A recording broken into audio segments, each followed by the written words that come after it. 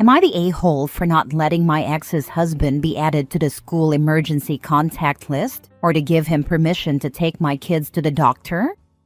I, 29 male, have 2 kids, 8 and 6, with my ex, 29 female. We share physical and legal custody of them, and last year she got married to her husband, Josh, 34 male.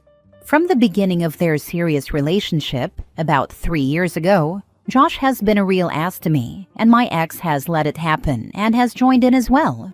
The very first incident happened when my oldest had a school play, and I was already there when they arrived. Josh asked me why I'd shown up when I knew it was my ex's custody time, and said I knew my kid would have 2 parents there already, which meant he was counting himself as a parent, and he was only dating my ex at the time.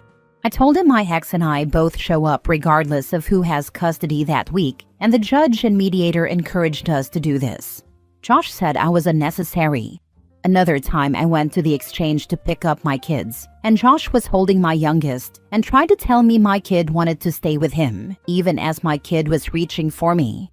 My ex made him hand our child over, because I told her I would be documenting incidents going forward, since it looked like we were going to have big problems.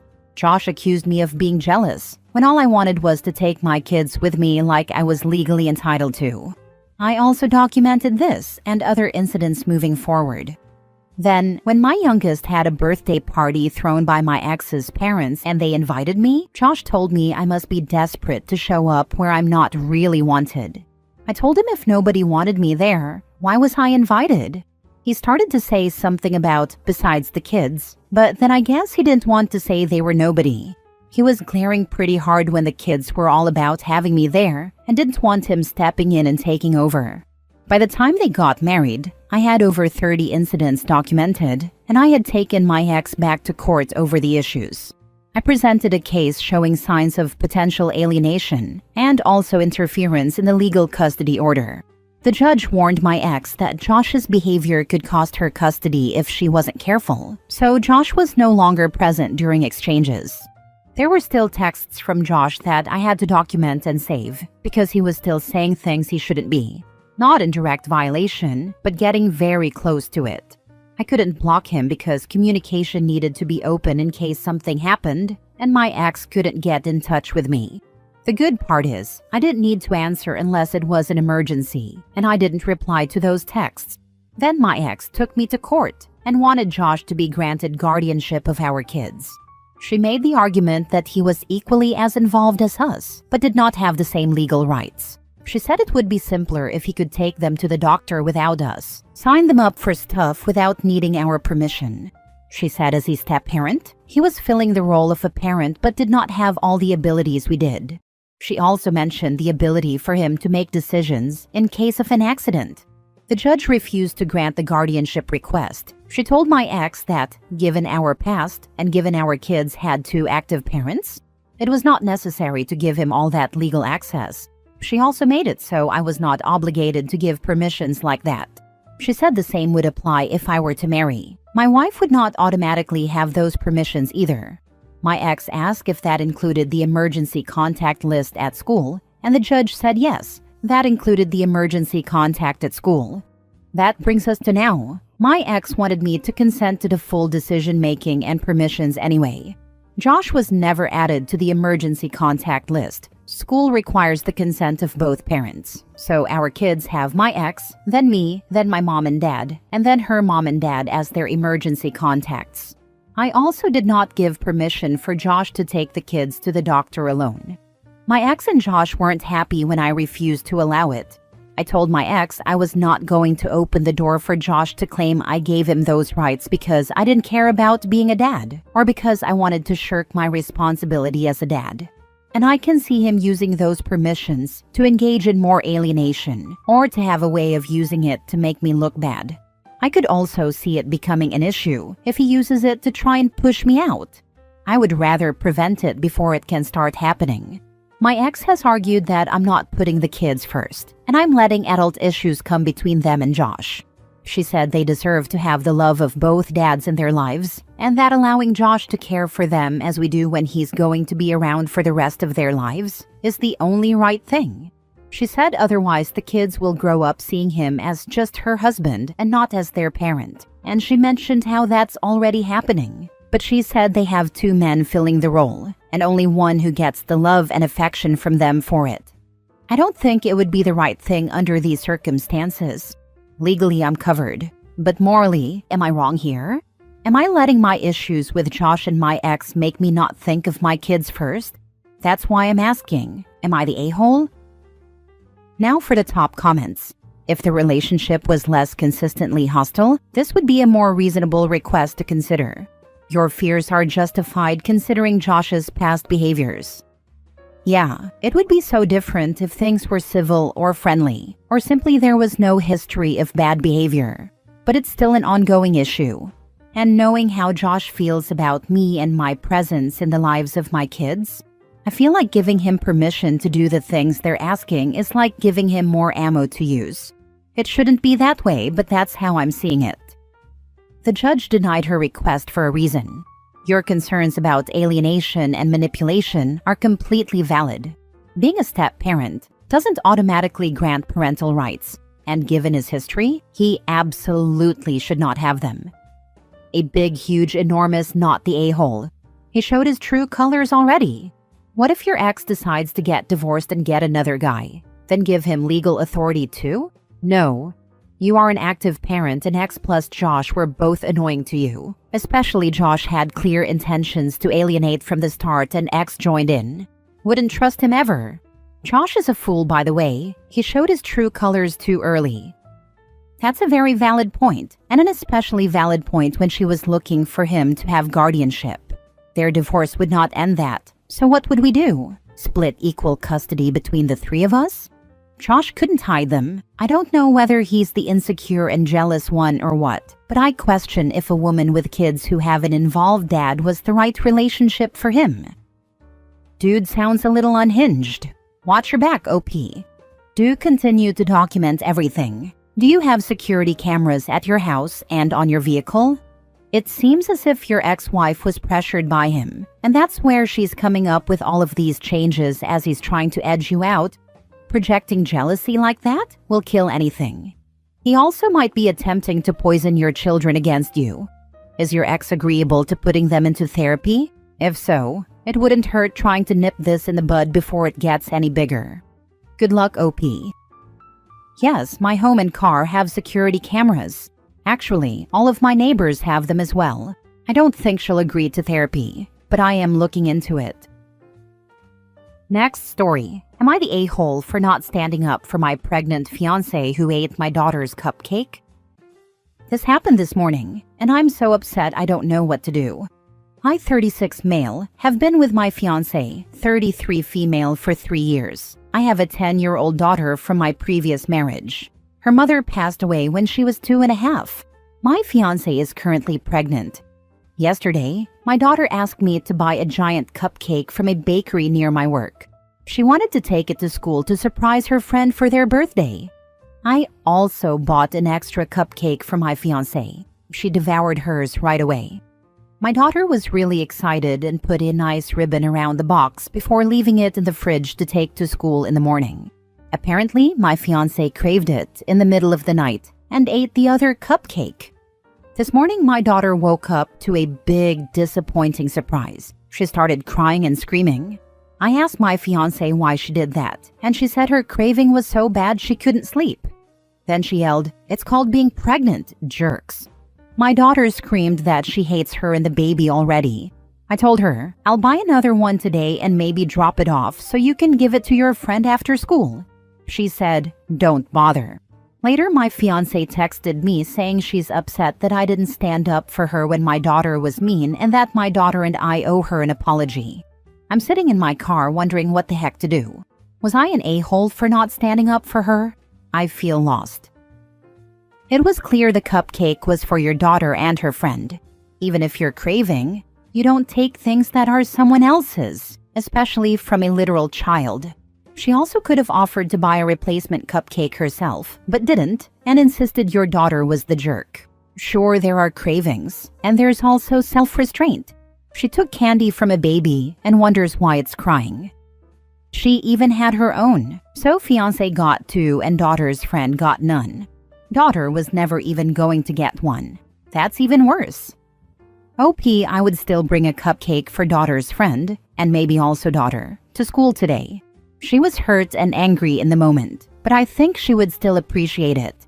Put a bow on both boxes, not the a-hole. The only one whom owes anyone an apology is your fiancé. Yeah, she literally called a child a jerk for being upset that she ate something the girl had been looking forward to. I did not read where she apologized at all for eating it. There are some major red flags here, and I feel like she does not care for this girl at all. Her feelings do not matter to this woman. I totally get prego cravings and being fat AF cravings, but she should have been up at the crack of dawn to replace it and apologized for having eaten it. And she should have done everything she could not to eat it. She is using the pregnancy to be herself. Some women behave as if they're the princess of the universe upon being impregnated. They're the main character. Everything has to revolve around their every need. My ex-wife was one of those types. Ex-wife. Next story. Am I the a-hole for thinking it's pathetic that my ex-wife's affair partner couldn't even afford to pay for her tombstone? Almost 13 years ago, my then-wife had an affair with a co-worker. She came clean to me about a few one-night stands she had with him after the fact. At that time, we had our 2 children. Our son was about to be 6 and our daughter was only 3. I left her outright and refused to entertain any form of reconciliation. I was partially vindicated when she went back to her co-worker and started a relationship with him. I will never respect this man and hate him to this day. At the very least, he isn't a drunk or some abuser as far as I can tell. The only issue I have with him is the obvious cheating and his poor financial habits. Her health situation worsened, and during 2016 she discovered her cancer. I'll give this guy credit though. He stuck around and took care of her all the way to the end. But deep down, some part of me is counting down the days until he finds another woman to be involved with. She passed last year due to complications, and I had to listen to the drivel of her being such a good person and outstanding mother.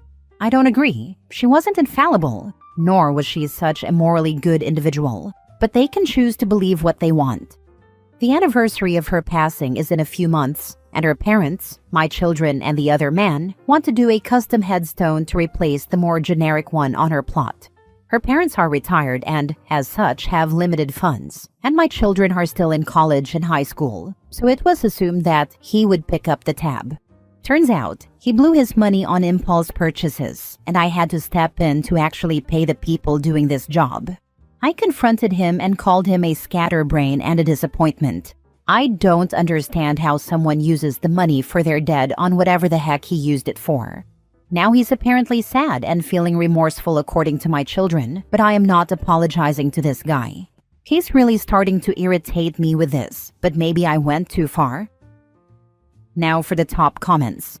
Not the a-hole. Your marriage ended 13 years ago when they had the affair. He is fully responsible for her burial and headstone. Yeah, he prioritized frivolous purchases over honoring his partner's memory. I can't call you an a-hole over this, but you should stay out of it. I fully agree with you that this guy is a real a-hole. The difference is that she's no longer your wife, and this is between her low-life, good-for-nothing partner and her parents. You should not be involved with this at all. Leave it to her family to worry about. The kids will understand why you did not pay for a marker once they are old enough. This is not something you should be expected to be involved in. We can assume he did this so his children are happy. OP is not the a-hole because he is allowed to tell this guy that he is a disappointment for blowing money meant for the grave, etc. You can tell the person that they did wrong, but still help. My father would have done something like this as well. Not the a-hole, but get some therapy, my guy. This level of anger after 13 years and a death can't be good for you. You know what? People don't need therapy for every freaking thing. Some people act like bitterness and sorrow is something you just bam get over with in these situations. When people cheat and break up families, it destroys and does horrible damage. The effects are for years and years. That can stick for a very long time. I think it is normal to have ill will to someone who literally tore your life apart. Last story. Am I the a-hole for challenging my stepdad and winning? I, 19 female, live with my mom and stepdad, who got married 3 years ago. My mom is amazing, but my stepdad, Eric, is one of those people who always needs to be right. He'll argue over the dumbest things, like how to pronounce pecan or whether a hot dog is a sandwich. Last week, we had family over for dinner, and my mom made her famous lasagna. It's her thing, like people beg for it at Thanksgiving. Eric, as usual, was in one of his moods and started talking about how he was the real chef in the house. I was already rolling my eyes internally, but then he said, "Honestly, I should have made the lasagna tonight. I could have done it way better." I laughed, out loud, probably louder than I meant to. He shot me this look, like I'd just insulted his entire ancestry. He got real serious and said, "You don't even know how to cook. You're a kid. You'd burn water if you tried." Now this is where I might have messed up. Instead of letting it go, I said, "Oh yeah? If you're so confident, how about a lasagna off?" I thought it was a joke. But my mom, bless her soul, immediately jumped in and was like, "That's actually a great idea. Let's do it this weekend." So Saturday rolls around and we each make our own lasagna. Mine, I crushed it. My mom even helped a little, but I mostly did it myself. Eric, on the other hand, got cocky and decided to improvise his recipe, adding weird stuff like barbecue sauce and mushrooms. Who even does that? When we did a blind taste test with a family, mine won unanimously. Eric was furious. He accused me of cheating, saying my mom must have helped way more than she admitted. He even said the family was biased against him. My mom told him to chill, but he stormed out of the room. Later, my stepbrother texted me, saying I humiliated his dad and should have just let him win. He said I was being immature and that I should apologize. But like, why? It's not my fault he's a sore loser, right? So, am I the a-hole? Not the a-hole. Sometimes insecure people have to be the best. If they get humiliated in a fair contest, then they deserve to be humiliated. Emotionally immature people tend to be sore losers and blame other people for their shortcomings. I would be very wary of him in the future. He is going to take every opportunity to attempt to humiliate you and make you suffer in the future. He is not going to let this go. That comment nailed it. Your stepdad's ego couldn't handle a fair loss, and now he's lashing out like a kid who lost at Mario Kart. You didn't humiliate him. He did that to himself by talking big and then flopping. And now he's doubling down instead of just taking the L like an adult? Be careful around him, because if he's this petty over lasagna, he's definitely the type to hold a grudge over nothing. Who the heck puts barbecue sauce and mushrooms in a lasagna, especially someone who touts themselves to be a great chef? Would belly laugh that guy out of the room. Not the barbecue sauce, but finely chopped mushrooms are great in the meat sauce.